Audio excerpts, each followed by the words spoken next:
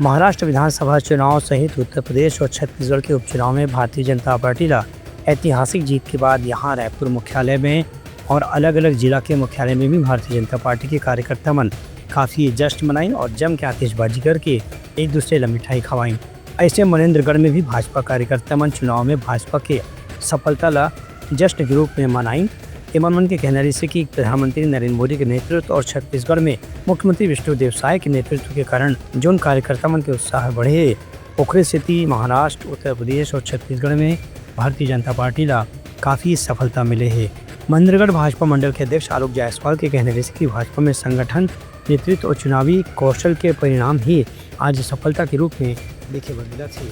महाराष्ट्र विधानसभा चुनाव में भारतीय जनता पार्टी की अप्रत्याशित जीत हुई है और विकास और एकजुटता के मुद्दे पर वहां के लोगों ने अपना भारी समर्थन भारतीय जनता पार्टी के पक्ष में दिया है। इसी विषय पे आज हम लोग जो है विजय दिवस के रूप में इसको मना रहे हैं।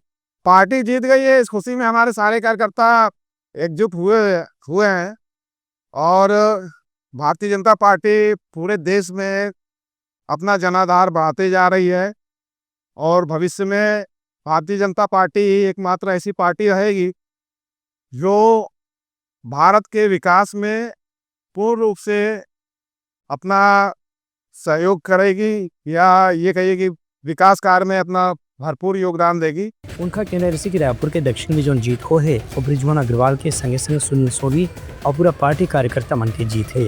Bureau report Uttarakhand news.